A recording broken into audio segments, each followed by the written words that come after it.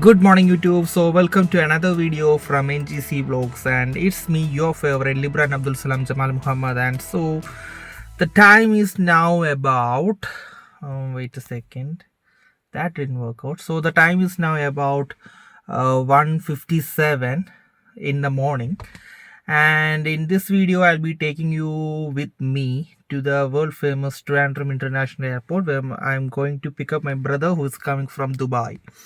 So the Trivandrum International Airport will be about 1 hour ride from my home, and it will be a good ride. I hope.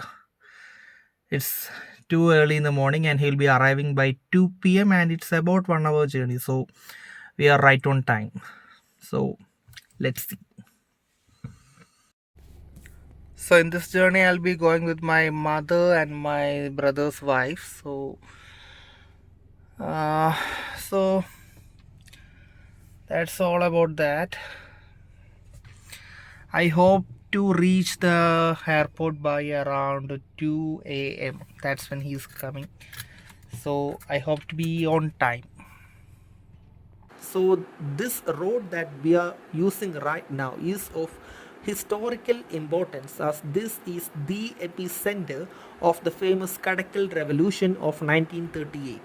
So the story goes that more than 2,000 of armed revolutionary farmers marched from Chidara locality to Kadakkal locality and was intercepted by the British police at Pangalikadu Junction. After a fierce street fight or literal war, the revolutionaries overcame the British police and took control of the locality of Kadakkal. The tension started between the farmers and the government as a result of excessive tolls collected from the farmers who used to trade at the Kadakkal local market.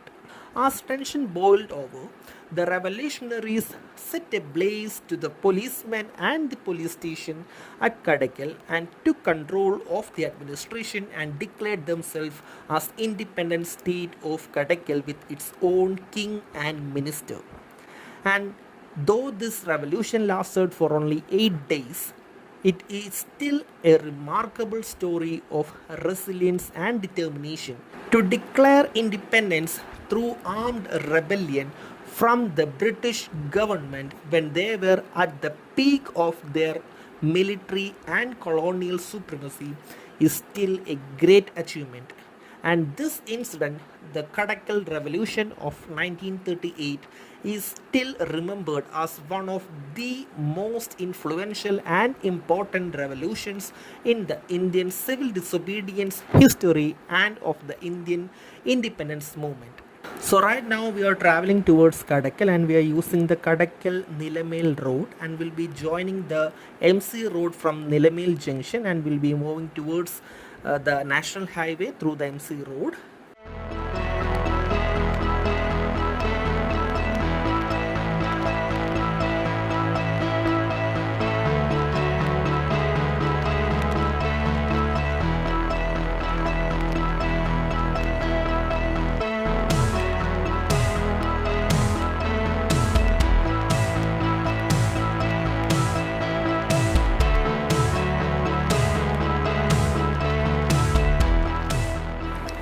So right now we have entered the main central road, which is also known popularly by the locals as MC Road, which is a very important state highway which starts from Keshavadasapuram in Trivandrum, which is the capital city of Kerala, and ends at Angamali, which is a suburb of Kochi city in Ernakulam district in the state of Kerala.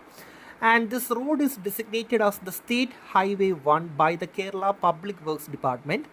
And this road starts from National Highway 66 at Keshavadasapuram in Trivandrum and joins the National Highway 544 at Angamali in Ernakulam district.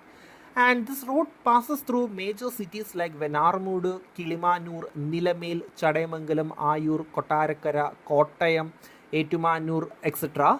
before ending in Kochi. And so talking about the history of this road, this highway was built by Raja Keshavadas, who used to be the Diwan of Travancore in the 1790s.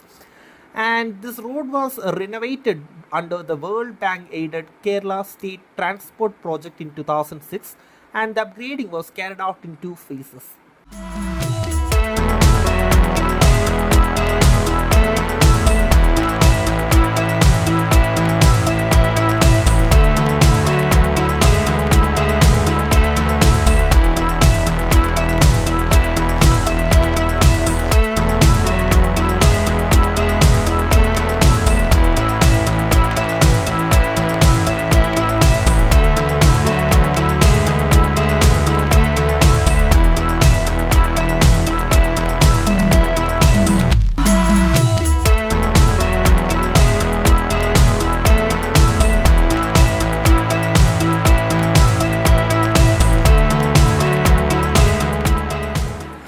So we are very close to our destination, which is the Thiruvananthapuram International Airport, known by the code TRV. And fortunately, we are right on time. And talking about right, to our right, we can see the famous Thiruvananthapuram Lulu Mall, which is hailed as the largest shopping complex in the whole of Asian continent. Coming back to the topic of Thiruvananthapuram International Airport, this airport is situated at the center of Thiruvananthapuram, which is the capital city of Kerala, and it is established in 1932, and it is the first airport in the state of Kerala and the fifth international airport of India, which is officially declared in 1991. And it is the operating base of the famous Air India and the Air India Express, and this airport is spread over an area of 800 acres, and it shares a visible proximity to the Shankumukam beach, making it the nearest airport to a water body in India, as it is just about 0.6 or approximately 1 kilometer away from the Arabian Sea. It is also the southernmost international or domestic airport in the whole of Indian subcontinent. The airport is the second busiest airport in the state of Kerala, 8th busiest airport in India in terms of international traffic, and the 16th overall in India as of 2024. In the financial year of 2023 and 24, the airport handled over 4.4 million passengers with a total of over 30,000 aircraft movements. In addition to the civilian operations, the airport headquarters the Southern Air Command of India and of the Indian Air Force and the Indian Coast Guard for their operation. So talking about the history of this airport, it was established in 1932 as part of the Royal Flying Club under the initiative of Lieutenant Colonel Raja Godavarman, husband of Karthika Tirunal Lakshmi Bhai, who was the Rani of Attingal and Travancore Kingdom. So as you can see, we are just outside the international airport and we are waiting for my brother to call us after finishing the checkout process. And this is something what most of the Indian middle class families do. We don't want to waste our money in terms of parking fees. The airport gives us about a 5-minute window to enter and exit the airport for free, and after a time of 5 minutes we'll have to pay 100 rupees in terms of parking fee, which will give us about 2 hours to enter and exit the airport. And we don't need 2 hours to pick up my brother, so we are waiting outside the international airport, and when he is ready to go after finishing his checkout process, he will call us and we'll enter and we'll make a quick exit and save our 100 rupees. So this is very common in Indian middle class families, and that's what we are also going to do.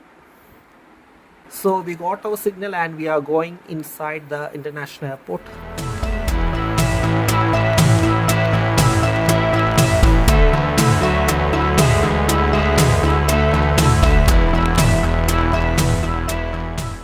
In 1935, on the royal patronage of Maharaja Chittura Tirunal, Tata Airlines made its maiden flight to the airport under command of India's first pilot, Neville Vincent, carrying Jamshid Navroji, a Tata company official, and Kanchi Dwaragadas, commercial agent of Travancore in Karachi, with a special mail from the Viceroy of British India, Lord Wellington, wishing happy birthday to the Maharaja. The first flight took off on 1st November 1935, carrying mails of Royal Anchal, which is the Travancore Post, to Bombay. And in 1938, the royal government of Travancore acquired Dakota as the Maharaja's private aircraft and placed the first squadron of the Royal Indian Air Force of Travancore for protection of the state and aerial attacks. After independence, the airstrip was used for domestic flights with the construction of a new domestic terminal. International operations were initiated by Air India to cities in the Arabian Peninsula in the late 1970s using Boeing 707. And by the early 80s, the then Indian Airlines started service to Colombo, followed by service to Mali. Later, Gulf Air, Sri Lankan Airlines or the Air Lanka, and the Air Maldives, now Maldivian, started operations.